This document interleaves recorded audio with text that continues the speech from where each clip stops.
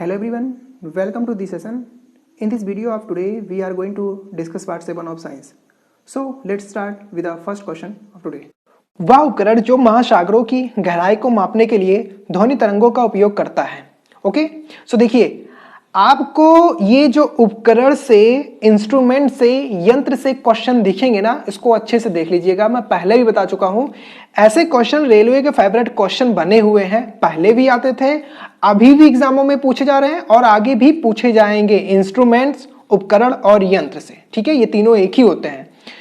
अब देखिए यहां पे आपको एक क्वेश्चन दिख रहा होगा, है ना, बट मैं इसी को ही 10 अलग अलग क्वेश्चन बनाकर दिखाऊंगा। ओके, मैं चाहता हूं कि आपको एग्जाम में ऐसा कोई भी क्वेश्चन घुमा ना पाए जो आप मुझसे पढ़ चुके हैं, ठीक है। इसलिए मैं ऑप्शन को भी डिस्कस करता हूं, क्योंकि पेपर का लेवल थोड़ा बदल गया है।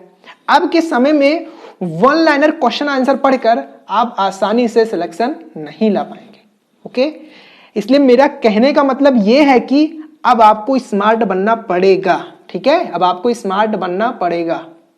ओह अब आप कहेंगे सर मैं तो हूं स्मार्ट, फिर काहे सिलेक्शन नहीं हो रहा है अरे मेरे प्यारे दोस्तों, आप तो स्मार्ट है, इसमें कोई दो रानी है। मेरे कहने का मतलब यह है कि आपको स्मार्ट तरीके से पढ़ना, लिखना और समझना है, क्योंकि कंपटीशन बढ़ गया है। और हाँ, आप खुद ही नोट्स बनाया करो, या नहीं कि पीडीएफ मिल गया मोबाइल से पढ़ लेंगे, ठीक है, मोबाइल में रहेगा पीडीएफ, उसको हम पढ़ लेंगे बाद में।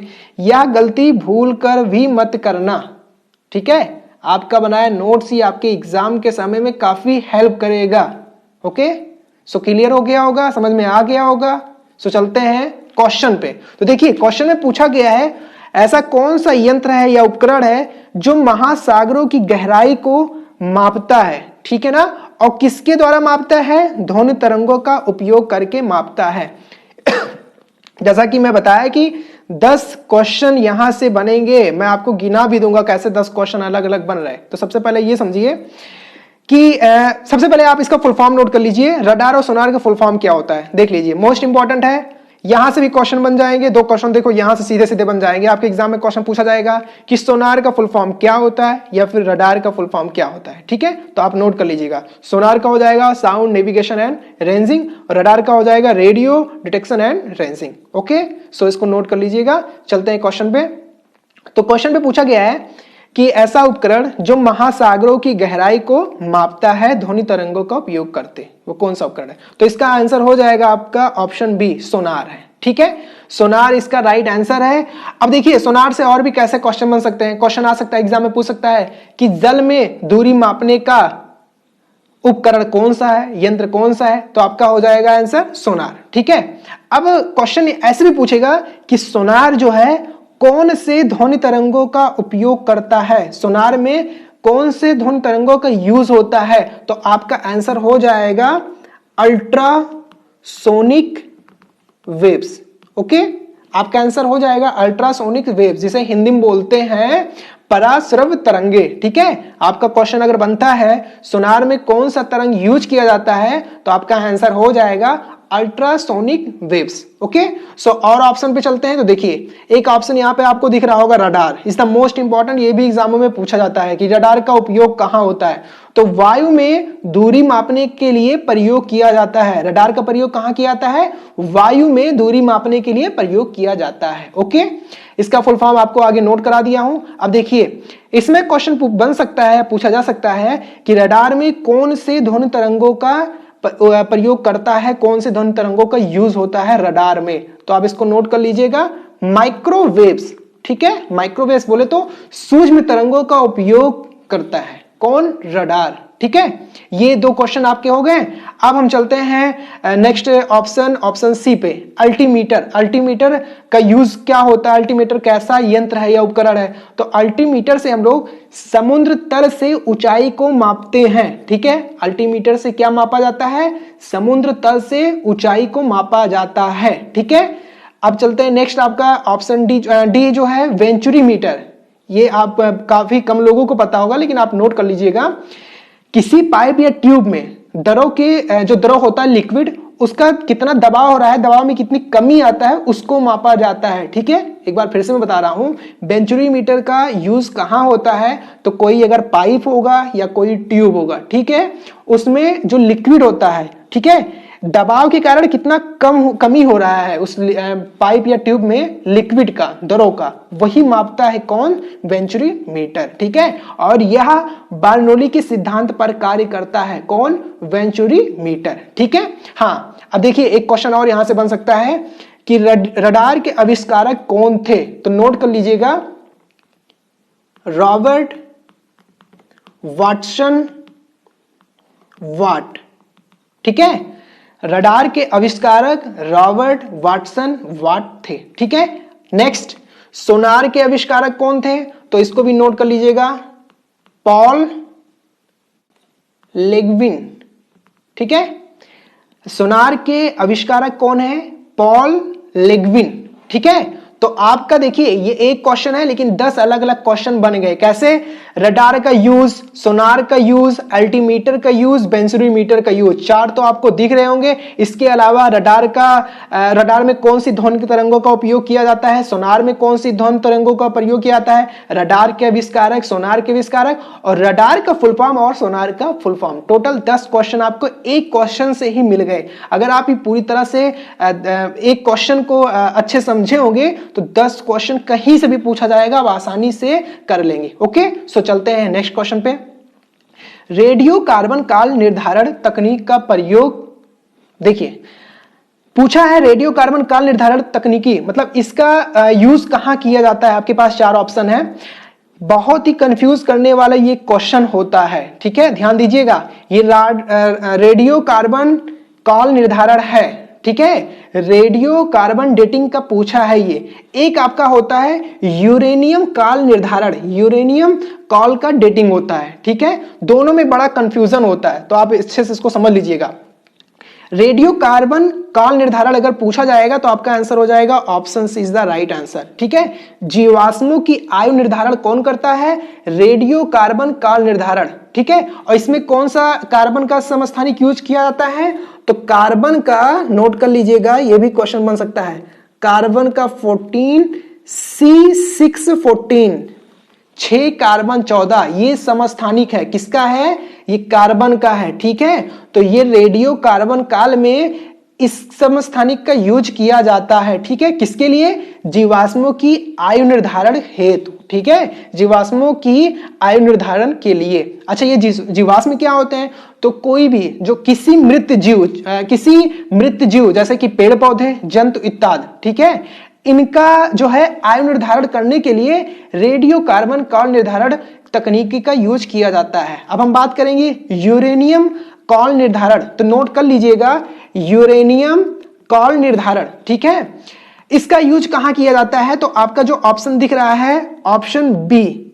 ठीक है, मिट्टी की आयु निर्धारण हेतु। ठीक है, तो यूरेनियम से, यूरेनियम मैं लिख दे रहा हूं, आप लोग सही से लिख लीजिएगा, यूरेनियम काल निर्धारण से मिट्टी की आयु निर्धारण या पृथ्वी की आयु निर्धारण, ठीक है, इनका यूज किया जाता है। अब देखिए एक आपका आंसर यहां चट्टानों में इसका भी यूज किया जाता है, किसमें, यूरेनियम वाले में। भवनों में इसका यूज किया जाता है यूरेनियम काल निर्धारण में।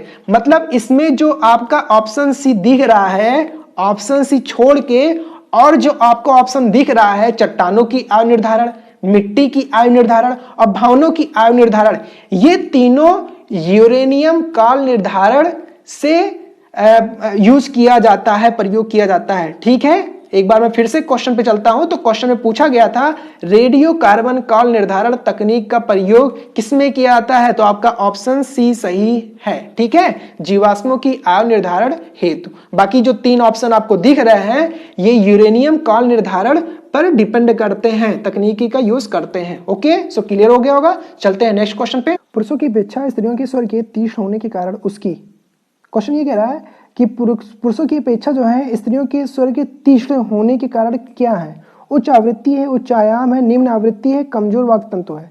अब आपको पता होगा जैसे कि जो स्त्रियों की आवाज होती हैं कैसे होती हैं, पतली होती हैं, ठीक है, और बारीक होती हैं। मतलब ये तीक्ष्ण जो हो रही है, क्यों हो रही है, क्या रीजन है, तो उसका एक ही रीजन होता है, उच्च फ्रीक्वेंसी, ठीक है, option is the right answer हो जाएगा। मतलब महिलाओं की जो स्वर होती है वो फ्रीक्वेंसी उसमें ज्यादा होती है, ठीक है, इसीलिए क्या होता है, तीक्ष्ण होता है। और पुरुषों में क्या होता है, पुरुषों में निम्न आवृत्ति होती है, फ्रीक्वेंसी बहुत कम होती है, इसीलिए इनका जो पुरुषों का आवाज होता है वो मोटी होता है, ठीक है, मोटी और भारी होती है आवाज।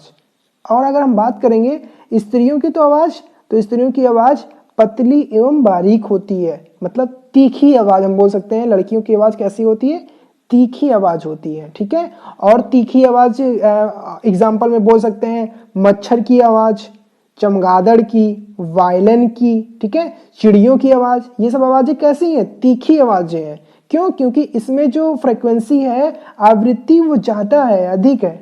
और हम बात करेंगे फ्रीक्वेंसी कम में, तो फ्रीक्वेंसी जब कम होती है तो भारी आवाज निकलती है। भारी आवाज जैसे मर्द की आवाज हो गई, ठीक है, शेर की आवाज हो गई, कुत्ते की आवाज हो गई, जो कुत्ते भौंकते हैं जो आवाज उसके निकलते हैं, तबला की आवाज हो गई, ये सब आवाज कैसे है, ये सब भारी आवाज है, इनमें आवृत्ति कम है, ठीक है। और अगर हम बात करेंगे एक दो क्वेश्चन और उठ सकता है, जैसे कि ध्वनि का तारत्व, एक होता है पिच, ठीक है, पिच होता है, इसको बोला जाता है तारत्व, ठीक है। तो ध्वनि का तारत्व जो होता है उसकी फ्रीक्वेंसी पर डिपेंड करता है। अगर फ्रीक्वेंसी ज्यादा है तो तारत्व जो है ज्यादा होगा, पिच ज्यादा होगा, और अगर फ्रीक्वेंसी कम है तो तारत्व क्या होगा, पिच कम होगा, ठीक है। तो महिलाओं में, स्त्रियों में पिच भी ज्यादा होती है और पुरुषों में पिच भी कम होता है। Okay, so clear. चलते हैं नेक्स्ट क्वेश्चन पे। वर्षा के रुकने के उपरांत इंद्रधनुष आपके पास ऑप्शन है, ठीक है। कहने का मतलब यह है कि वर्षा, जब बरसात रुक जाती है तो इंद्रधनुष बनता है। हाँ बिल्कुल, तो इंद्रधनुष जो बनता है वो सूर्य से किस डायरेक्शन में रहता है, मतलब सूर्य की तरफ दिखाई पड़ता है, या सूर्य के विपरीत दिशा में दिखाई पड़ता है, या सूर्य की स्थिति पर आधारित ना होकर किसी भी दिशा में दिखाई पड़ता है, या सूर्य ना भी हो तब भी दिखाई पड़ता है। तो इसका आंसर क्या हो जाएगा, इसके आंसर से पहले हम लोग समझते हैं इंद्रधनुष के बारे में। तो देखिए यहां पे आपको दिख रहा होगा इंद्रधनुष, ये इंद्रधनुष बना हुआ है, ठीक है, ये रोड है। अब मान लीजिए आप यहां पे हैं, आप जो है यहां हैं, आप जा रहे हैं आजमगढ़ साइड, ठीक है, और आजमगढ़ आपको पता है ईस्ट में पड़ता है, ठीक है, पूरब की तरफ पड़ता है, मतलब हम पूरब की तरफ जा रहे हैं, और जो हमारा इंद्रधनुष दिख रहा है ये किस तरफ दिख रहा है, पूरब की तरफ दिख रहा है। देखो जी रोड खाली दिख रहा है ना, लॉकडाउन चल रहा है बिल्कुल, इसलिए रोड खाली दिख रहा है। अब देखिए यहां पे आप जो है ईस्ट के सामने क्या होता है, वेस्ट, आपको अच्छे से पता है, बोले तो ईस्ट के विपरीत में क्या होता है, वेस्ट होता है, ठीक है। अगर आप इधर जा रहे हैं आजमगढ़ की तरफ, मतलब आपका जो फेस है, आपका जो चेहरा है पूरब की तरफ है, तो आपका पीठ किधर होगा, पीछे होगा कि नहीं होगा। देखो रीजनिंग का भी क्वेश्चन यहां बन जाएगा, ठीक है। आप अगर जा रहे हैं, आप देख रहे हैं पूरब की तरफ, तो आपका पीठ किस तरफ होगा, आपके पीछे होगा। पीछे बोले तो बिल्कुल विपरीत, तो ईस्ट के विपरीत क्या हो जाएगा, वेस्ट हो जाएगा। पूरब के विपरीत क्या हो जाएगा, पश्चिम हो जाएगा। बोले तो आपके पश्चिम की तरफ क्या है, अब मैं बता रहा हूं क्या है, यही समझना है क्वेश्चन को। अगर पूरब साइड में इंद्रधनुष बन रहा है तो आपके पश्चिम साइड में, ठीक है, आपके विपरीत बिल्कुल है, जहां आप इंद्रधनुष देख रहे हैं इसके विपरीत सूरज, मतलब सूर्य रहेगा, ठीक है। ये आप नोट कर लीजिएगा कि कोई भी व्यक्ति इंद्रधनुष तभी देख सकता है जब उसकी पीठ सूर्य की तरफ हो, ठीक है, सूर्य की तरफ हो उसकी पीठ, तभी उसको सामने इंद्रधनुष दिखाई पड़ेगा। सो अगर हम ऑप्शन पे चलेंगे तो हमारा ऑप्शन हो जाएगा, option B is the right answer हो जाएगा। क्यों, क्योंकि सूर्य के विपरीत दिशा में ही दिखाई पड़ता है क्या, इंद्रधनुष दिखाई पड़ता है, ठीक है। तो इसको नोट कर लीजिएगा कि इंद्रधनुष हमेशा सूर्य के विपरीत दिशा में ही दिखाई पड़ेगा, ठीक है। अच्छा हाँ, एक चीज और समझ लीजिए, ये जो आपका इंद्रधनुष है, इंद्रधनुष कैसे बनता है, ठीक है। इंद्रधनुष में जो रंग बनते हैं वो कैसे बनते हैं, तो समझ लीजिए जो आपका इंद्रधनुष बनता है ये TIR, ठीक है। TIR क्या होता है, टोटल इंटरनल रिफ्लेक्शन, पूर्ण आंतरिक परावर्तन के कारण इंद्रधनुष बनता है, ठीक है। इंद्रधनुष क्यों बनता है, TIR के कारण, बोले तो टोटल इंटरनल रिफ्लेक्शन, पूर्ण आंतरिक परावर्तन के कारण, ठीक है। अच्छा ये कलर जो है, कलर क्यों दिखाई पड़ते हैं, तो समझिए कलर की, धनुष में जो रंग बनते हैं ना, देखिए जो रंग दिखाई पड़ रहे हैं, अभी पिछले क्लास में ही हम लोग डिस्कस किए थे कि इंद्रधनुष में कितने रंग होते हैं, 7 रंग होते हैं, ठीक है। ये सातों रंग किस रीजन से क्यों दिखाई पड़ रहे हैं इंद्रधनुष में, तो डिस्प्रेशन होता है, डिस्प्रेशन इसको बोलते हैं हिंदी में वर्ण विक्षेपण, इसको भी नोट कर लीजिएगा, एग्जामों में क्वेश्चन बनता है ये, ठीक है। वर्ण विक्षेपण, इंद्रधनुष में जो रंग बनते हैं किसके कारण बनते हैं? वर्ण विक्षेपण के कारण बनते हैं, ठीक है। सो क्लियर हो गया होगा। चलते हैं नेक्स्ट क्वेश्चन पे। किसी व्यक्ति द्वारा अपना पूर्ण प्रतिबिंब देखने हेतु समतल दर्पण की न्यूनतम लंबाई, ठीक है। क्वेश्चन कहने का तात्पर्य यह है कि कोई भी व्यक्ति है वो अपना पूरा प्रतिबिंब देखना चाहता है, मतलब अपने आप को समतल दर्पण के सामने, मतलब जो दैनिक, ठीक है, दैनिक रूप में जो शीशे का प्रयोग करते हैं वही समतल दर्पण है, ठीक है। उसके सामने खड़ा हो जाए, मतलब कि कितना उसका दिखाई पड़ेगा। क्वेश्चन कहने का ये मतलब है, समझ लीजिए कि कोई भी व्यक्ति है अपना पूर्ण प्रतिबिंब देखना चाहता है, मतलब अपने आप को पूरा देखना चाहता है समतल दर्पण में, ठीक है। तो समतल दर्पण की न्यूनतम लंबाई कितनी होनी चाहिए? क्वेश्चन पूछने का यही है कि समतल दर्पण की लंबाई कितनी होनी चाहिए, मतलब उस शीशे की लंबाई कितनी होनी चाहिए कि व्यक्ति का अपने आप का पूरा इमेज दिखाई पड़े। तो पहला ऑप्शन है व्यक्ति की लंबाई के बराबर होनी चाहिए, दूसरा है व्यक्ति की लंबाई से थोड़ा अधिक होनी चाहिए, तीसरा है व्यक्ति की लंबाई की आधी होनी चाहिए, चौथा है व्यक्ति की लंबाई की 1/4 होनी चाहिए। ओके, सो समझिए, देखिए जी, आप यहां पे हैं, ओके, आप यहां पे हैं, ठीक है, और ये है मिरर, ठीक है, ये है दर्पण। ये दर्पण की लंबाई कितनी होनी चाहिए कि आप जो है अपने आप को पूरी तरह से अपने आप को देख पाए, ठीक है। ये मिरर की जो है हाइट कितनी होनी चाहिए, दर्पण जो है कितनी होनी चाहिए? तो सबसे पहले समझिए, आपकी हाइट मान लीजिए है, आपकी जो हाइट है 6 फुट है, ठीक है, आप 6 फुट के हैं। ये दर्पण या जो मिरर है ये कितना होना चाहिए कि आप अपने मिरर में देखिए, आपको अपना पूरा इमेज दिखाई पड़े, मतलब अपने आप को वहां पे पूरी तरह देख पाए, ठीक है। तो समझिए, जब कभी भी हम समतल दर्पण में देखेंगे तो समतल दर्पण की जो हाइट होनी चाहिए वो हमारे हाइट की कितनी होनी चाहिए? हाफ होनी चाहिए, मतलब हाइट की क्या होनी चाहिए? हाफ होनी चाहिए। अगर आप 6 फुट के हैं तो कितने दर्पण का यूज करेंगे? दर्पण की लंबाई जो है कितने फुट का यूज करेंगे? हो जाएगा 6/2, मतलब 6 का आधा 3, ठीक है। मतलब अगर 3 फुट का, ठीक है, 3 फुट का अगर ये मिरर है, दर्पण है, तो आप अपने आप को पूरी तरह देख पाएंगे, ठीक है।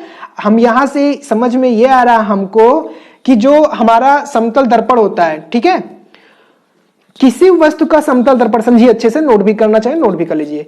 किसी वस्तु का समतल दर्पण में पूर्ण प्रतिबिंब देखने के लिए आवश्यक समतल दर्पण की लंबाई उस वस्तु की लंबाई की आधी होनी चाहिए, ठीक है ना। और समतल दर्पण बोले तो प्लेन मिरर होता है, जो आप दैनिक प्रयोग करते हैं दैनिक रूप में, ठीक है। जैसा कि मैंने एग्जांपल बताया कि आप 6 फीट के हैं तो आप कितने फीट का यूज करेंगे समतल दर्पण? 3 फीट का, ठीक है, मतलब अपने आप का हाफ, ठीक है। आप अगर 5 फीट के हैं तो कितने फीट का यूज करेंगे समतल दर्पण? 2.5 फीट का, ठीक है। इतना समझ लीजिए कि आपके हाइट से मिरर की हाइट हाफ होनी चाहिए। Okay, so clear. चलते हैं नेक्स्ट क्वेश्चन पे। घड़ी में चाबी भरने की प्रक्रिया में, घड़ी में, ठीक है, क्वेश्चन कहने का तात्पर्य यह है कि घड़ी में चाबी भरने की, कोई घड़ी है उसमें चाबी भर रहे हैं, तो घड़ी में आपके पास 4 ऑप्शन है, किस प्रकार की ऊर्जा होती है। तो समझिए अच्छे से कि घड़ी जो है, घड़ी में हम चाबी भर रहे हैं, उसके स्थिति आकार को चेंज कर रहे हैं, ठीक है, परिवर्तन हो रहा है। चाबी भरने के बाद उसमें क्या हो रहा है? परिवर्तन हो रहा है। किसमें परिवर्तन हो रहा है? उसके आकार में परिवर्तन हो रहा है, ठीक है। तो नोट कर लीजिए, ऐसी ऊर्जा जो किसी वस्तु की स्थिति या आकार में परिवर्तन कर दे, ठीक है, वो कैसी ऊर्जा होती है? स्थितिज ऊर्जा होती है, ठीक है। Option D is the right answer हो जाएगा। यहां पे आपका ऑप्शन हो जाएगा ऑप्शन डी, स्थितिज ऊर्जा हो जाएगा, आपके स्थिति और आकार में परिवर्तन कर रहा है, ठीक है। अच्छा, ये गतिज ऊर्जा कब होता है? जब गति में परिवर्तन करे, ठीक है। गतिज ऊर्जा इससे पहले भी मतलब कि लेक्चर में हम लोग डिस्कस कर चुके हैं, 1-2 न्यूमेरिकल भी किए हैं गतिज ऊर्जा से, सो आपको अच्छे से पता होगा गतिज ऊर्जा होता क्या है, ठीक है। गति में परिवर्तन कर दे, जैसे हम लोग चल रहे हैं, थोड़ा स्पीड कर लें तो उसमें कौन सी ऊर्जा आ जाएगी? गतिज ऊर्जा आ जाएगी। Okay, so clear. चलते हैं next question. Chalk is used to, अब देखिए कुछ क्वेश्चन यहाँ पे आपको इंग्लिश के मिलेंगे, बट कोई इशू नहीं है, मैं हिंदी में बोल दे रहा हूं, ठीक है। चोक इज यूज्ड टू, चोक का जो प्रयोग होता है किसमें करते हैं, पहला option reduce the circuit in AC circuit, मतलब कहने का तात्पर्य यह है कि एसी सर्किट में करंट को कम करने के लिए, डीसी सर्किट में करंट को कम करने के लिए, या कन्वर्ट कर रहा है एसी को डीसी में बदलने के लिए, या डीसी को एसी में बदलने के लिए। अच्छे समझ लीजिए, चोक का यूज हम लोग करते हैं, ऑप्शन ए हो जाएगा सही। Reduce the current in AC circuit, AC circuit में करंट को कम करने के लिए, ठीक है। अब देखिए एक आपको ऑप्शन सी दिख रहा होगा, convert AC to DC, most important है, ये भी क्वेश्चन पूछा जाता है कि एसी को डीसी में कैसे चेंज करते हैं, ठीक है, क्या यूज करते हैं। तो इसमें जो यूज करते हैं उसको बोलते हैं रेक्टिफायर, ठीक है, रेक्टिफायर जिसको हिंदी में बोलते हैं दिष्टकारी, ठीक है, दिष्टकारी, इंग्लिश में बोलते हैं रेक्टिफायर। एसी को डीसी में बदलता है क्या, रेक्टिफायर। जैसे डायोड है तो डायोड आपका क्या है, रेक्टिफायर ही होता है, ठीक है। अच्छा, डीसी को एसी में क्या बदलता है, तो आपको अच्छे से पता है, इन्वर्टर जो होता है, ठीक है, वो डीसी को एसी में बदलता है। सो क्लियर, चलते हैं next question. At what temperature body will not radiate any heat energy. Question कहने का मतलब यह है कि हमारे बॉडी का, हमारे शरीर का या किसी का भी कौन सा टेम्परेचर, तापमान है जब वह कोई भी उष्मा ना देगा। आपका आंसर हो जाएगा ऑप्शन डी, -273 डिग्री सेल्सियस, ठीक है, ये सेल्सियस में पूछा है तो माइनस 273 डिग्री सेल्सियस, इसको समझ लीजिएगा अच्छे से, ठीक है। इससे कम टेम्परेचर, इससे कम तापमान धरती पर या कहीं भी पॉसिबल नहीं है, ठीक है। -273 डिग्री सेल्सियस से कम तापमान कहीं संभव ही नहीं है, ठीक है। इसीलिए इसे एब्सोल्यूट टेम्परेचर, परम शून्य ताप भी कहा जाता है। आपसे एग्जाम में क्वेश्चन ये भी बन सकता है कि परम शून्य ताप क्या कहलाता है, तो -273 डिग्री सेल्सियस को ही बोलते हैं। अगर ये क्वेश्चन केल्विन में पूछता है तो इसका आंसर हो जाता 0, ठीक है, 0 केल्विन आंसर हो जाता, ठीक है। क्या आंसर हो जाता, 0, इसको हम 0 केल्विन भी लिख सकते हैं, ठीक है, 0 केल्विन। तापमान की इकाई क्या होती है, केल्विन ही होती है, इसको अच्छे से नोट कर लीजिएगा, ठीक है। तो समझ में आ गया होगा कि -273 डिग्री सेल्सियस के इससे कम टेम्परेचर संभव नहीं है इस पृथ्वी पर या कहीं भी नहीं, ठीक है। इसीलिए इसे परम शून्य ताप कहा जाता है, नोट कर लीजिएगा। मोस्ट इंपॉर्टेंट क्वेश्चन है, आपके एग्जाम में क्वेश्चन पूछा जा सकता है, ओके, कि परम शून्य ताप किससे कहा जाता है, तो -273 डिग्री सेल्सियस, ओके। सो चलते हैं नेक्स्ट क्वेश्चन पे। 2 electric bulbs have resistance in the ratio 2 ohm and 4 ओम। देखिए क्वेश्चन कहने का मतलब यह है कि 2 इलेक्ट्रिक बल्ब है, ठीक है, 2 इलेक्ट्रिक बल्ब है, उनके प्रतिरोधों का अनुपात 2 ओम और 4 ओम है। मतलब कि 2 इलेक्ट्रिक बल्ब है, 2 ओम का और 4 ओम का, एक 2 ओम का है, एक 4 ओम का, ठीक है। वो जो है ज्वाइन इन सीरीज, वो श्रेणी क्रम में जुड़े हैं, ठीक है, वो श्रेणी क्रम में जोड़ दिए जाते हैं। तो उनका नेट रेजिस्टेंस मतलब उनका कुल प्रतिरोध क्या होगा, क्वेश्चन को अच्छे समझ लीजिए। देखिए मान लीजिए ये आपका, ठीक है, ये आपका सीरीज बन रहा है, ये आपका सीरीज बन गया, ये बैटरी से या किसी जोड़ दिया गया है इलेक्ट्रिक से, ये आपका यहाँ पे एक बल्ब है, यहाँ आपके दूसरा बल्ब है, ठीक है। देख लीजिए ये आपका सीरीज है, ठीक है, श्रेणी क्रम में ये बना दिया गया है, एक बल्ब यहाँ पे है ए, यहाँ पे बी बल्ब है, ठीक है। यदि एक मान लीजिए ए बल्ब फ्यूज हो जा रहा है, ठीक है, एक बल्ब काम नहीं कर रहा है, फ्यूज हो रहा है, तो आपका जो दूसरा बल्ब है ना, इसमें भी आपका करंट नहीं आएगा, दूसरा बल्ब भी ऑटोमेटिक बंद हो जाएगा। सीरीज यही होता है, ठीक है। सीरीज में क्या होता है, इसकी जो सर्किट होती है वो बिल्कुल सीधी रेखा में होती है। कैसी होती है, बिल्कुल सीधी रेखा में होती है, ठीक है। अगर यहाँ पे कोई बल्ब लगा हुआ है, ये फ्यूज हो जा रहा है, तो ये भी ऑटोमेटिक बंद हो जाएगा, ठीक है। क्यों, क्योंकि करंट जो है सर्किट में पूरा होना चाहिए, तो पूरा यहां से पहुंच नहीं पा रहा है। तो नोट समझ लीजिएगा, यदि आपको श्रेणी क्रम में दिया गया है, ओके, अगर श्रेणी क्रम में दिया है तो आप फार्मूला नोट कर लीजिएगा। अगर आपको रेजिस्टेंस, टोटल रेजिस्टेंस ज्ञात करना है, R1 + R2 हो जाएगा, ठीक है। ये R1 क्या है और R2 क्या है, तो आपको क्वेश्चन में दिया रहेगा कि कितने ओम का प्रतिरोध लगाया गया है, ठीक है। तो अगर श्रेणी क्रम में पूछा गया है तो क्या हो जाएगा टोटल, अगर रेजिस्टेंस याद करना होगा R1 + R2, ठीक है। अगर ये समांतर क्रम में पूछा जाता तो समांतर क्रम में हो जाता आपका, नोट कर लीजिएगा ये भी, 1/r equal 1/r1 plus 1/r2, ठीक है, 1/r1 प्लस 1/r2। बोले तो विपरीत हो जा रहा है, बिल्कुल ये उलट दिया जा रहा है, ठीक है।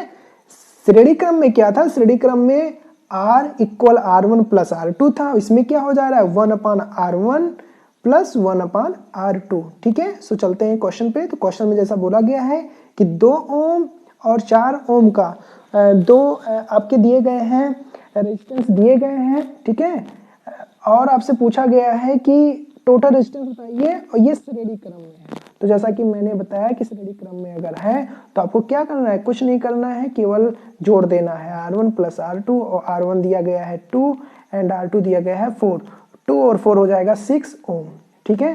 तो 6 ओम आपका आंसर हो जाएगा, option is the right answer. Clear, चलते हैं नेक्स्ट क्वेश्चन पे।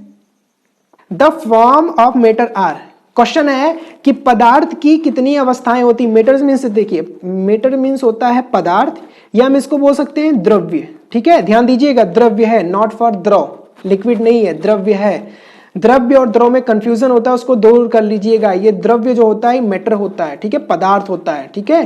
तो ये मैटर या पदार्थ है, द्रव्य एक ही होते हैं, ठीक है। अब क्वेश्चन पूछा था फॉर्म ऑफ मैटर, मतलब पदार्थ की कितनी अवस्थाएं होती हैं। आपको जैसे अच्छे से पता होगा पदार्थ की कितनी अवस्थाएं होती है, 3 अवस्थाएं होती हैं, ठीक है।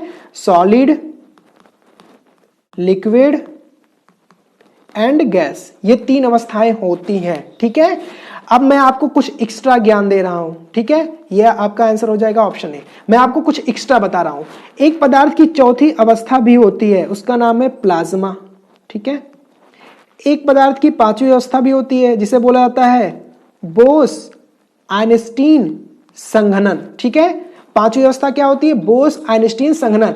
और आपको एक 6ठी अवस्था भी होती है, ठीक है। आपको बहुत कम लोग जानते हैं कि पदार्थ की 6ठी अवस्था कौन सी है, ठीक है। तो 6ठी अवस्था आप लोग नोट कर लीजिएगा, मैं बोल दे रहा हूं, फर्मिवोनिक संघनन पोटेशियम, ठीक है। 6ठी अवस्था क्या है, फर्मिवोनिक संघनन पोटेशियम, ठीक है। तो ये आपके ज्ञान के लिए थोड़ा सा एडवांस चीजें बता दे रहा हूं कि 6ठी अवस्था, 5वीं अवस्था, 4थी अवस्था। बट अगर एग्जाम में क्वेश्चन पूछा जाता है पदार्थ की अवस्थाएं कितनी होती हैं, तो आपको 3 ही टिक करना है, ठीक है, ठोस, द्रव और गैस, ठीक है। सो आज के लेक्चर में, आज से आप लोगों के लिए एक होमवर्क रहेगा, ठीक है। आज से आपके लिए एक होमवर्क रहेगा, जैसा कि दिख रहा है क्वेश्चन फॉर यू, ये क्वेश्चन आपके लिए है। क्वेश्चन बहुत इजी है, ऐसे क्वेश्चन में पिछले सेशन में करवा चुका हूं। अगर आप रेगुलर देख रहे होंगे तो बड़े आसानी से कर लेंगे। फ़ारेनहाइट में दिया गया है, आपको सेल्सियस में चेंज करना है और कुछ नहीं करना है।